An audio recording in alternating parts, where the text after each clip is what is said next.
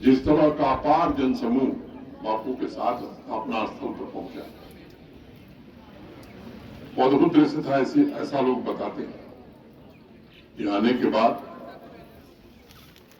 कई लोगों को भ्रांति है, कई लोग कहते हैं जो काम उन्होंने महिला शिक्षा के लिए किया, विश्वविद्यालय गुजरात में स्थापित किया, आज भी वो पूर्णतः विश्वविद्यालय के नाते चल रहा है। और उस समय वर्धा में महिलाओं के लिए पॉलिटेक्निक 1916 में, कल्पना करिए, और देश के प्रख्यात वैज्ञानिक जगदीश चंद्र बोस जैसे लोग उसके प्रबंध तंत्र से जुड़े हुए थे। तो जो सोच थी बापू की, मैं समझता हूं कि आज आवश्यक है, और खासतौर से जम्मू कश्मीर में तो विशेष रूप से आवश्यक है। पिछले वर्ष जब यहाँ कार्यक्रम हो रहा था तो मैंने कहा था कि सामान्य तौर पर गांधी जयंती का कार्यक्रम यहाँ रस्मी तौर पर होता था। गत वर्ष हम लोगों ने फैसला किया कि 5 सितंबर शिक्षक दिवस, राधाकृष्णन जी के जन्मतिथि के तत्काल पश्चात पूरे महीने भर हम गांधी जयंती का कार्यक्रम करेंगे। मुझे प्रसन्नता है और मैं आप सबसे निवेदन करना चाहता हूं कि इस वर्ष भी गांधी जयंती में हम सब मिलकर के काम करें, एक साथ काम करें। और मुझे लगता है कि तभी जम्मू कश्मीर को प्रगति के रास्ते पर हम आगे ले जा सकेंगे। युवा पीढ़ी को आज भी ये बताया जाता है कि गांधी जिस प्रकार समर्पित थे शांति और वंचित वर्गों के कल्याण के लिए, ये हमारे लक्ष्यों में भी सबसे ऊपर होना चाहिए। विश्व में अनेक ऐसे व्यक्तित्व हैं, सामाजिक परिवर्तन के तमाम ऐसे उदाहरण जिन्हें बापू ने प्रभावित किया है। बापू अक्सर कहते थे, व्यक्ति की समस्त विद्वता और ज्ञान ये दोनों निरर्थक है यदि चरित्र का निर्माण एवं विचारों में सामंजस्य स्थापित वो नहीं कर पाता है। मुझे विश्वास है कि जब जब विश्व को टुकड़ों में देखा जाएगा, जब भी निराशा का दौर आएगा, तो निश्चित रूप से प्रकाश की किरण बापू के जीवन मूल्यों से ही मिलेगी। हमें जीवन पर सामाजिक संगठनों के प्रतिनिधि, देवियों, सज्जनों तथा मित्रों, सबसे पहले पूज्य बापू की पुण्यतिथि पर मैं उन्हें श्रद्धांजलि अर्पित करता हूं। उनकी पुण्य स्मृति को कोटि कोटि प्रणाम करता हूं।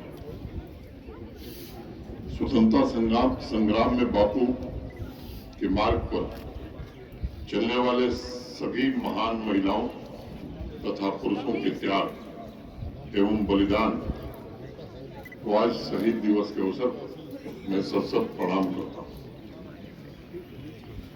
आयोजन समिति और वर्मा जी के प्रति विशेष रूप से मैं आभारी हूं। लंबे समय से, जैसा अभी उन्होंने बताया कि सन 1990 से अनवरत ये कार्यक्रम हो रहा। मुझे लगता है कि बापू का संपूर्ण जीवन केवल भारतीय समाज के लिए नहीं,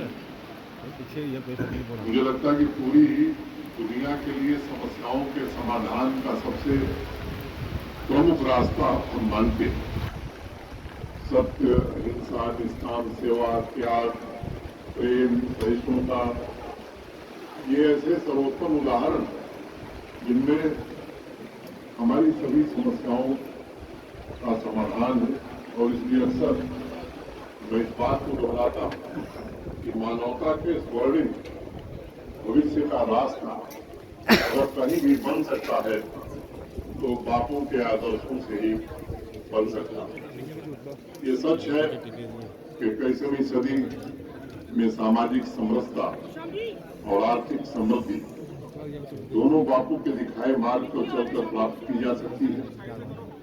आज मानव समाज जिस प्रकार वैश्विक उथल पुथल से गुजर रहा है, जिस तरह का सामना कर रहा है, आपसी टकराव की चुनौतियां जिस तरह से प्रबल होती जा रही, इसमें आज आवश्यकता ये प्रबल रूप से महसूस की जा रही है कि वैश्विक समाज के सभी देश एक परिवार की तरह साधनों की पवित्रता के बारे में सोचें, बापू के जीवन, कर्म और सेवा भावना को आधार बनाकर शांति और आपसी सौहार्द को बढ़ावा दें। मुझे इस बात में रत्ती भर संदेह नहीं कि विश्व को आज सामाजिक न्याय और आर्थिक न्याय के बिना हम आजादी के असली मूल्यों को नहीं समझ सकते। महात्मा पुस्तक में बापू का एक संदेश है जिसमें उन्होंने कहा कि नारी को सबल कहना अपमानजनक है। यह पुरुषों का नारी के प्रति अन्याय है। इसलिए आज मेरा आग्रह होगा आप सबसे कि नारी शिक्षा, उसके रोजगार के समान अवसर, निरंतर आर्थिक तथा अन्य प्रकार से उनके विकास के रास्ते अधिक से अधिक उन्हें सक्षम बनाने में आज आवश्यकता है कि हम सब पूरा समाज मिलकर के काम करें। ये हम सबका दायित्व है। व्यवहारिक जीवन में महिला पुरुष असमानता को समाप्त करना, मैं समझता हूं कि जम्मू कश्मीर का पुनर्निर्माण इस रास्ते हो सकता है। भयमुक्त, भ्रष्टाचार मुक्त समाज के संकल्प को सिद्ध करने के लिए हम सब मिलकर के काम करें।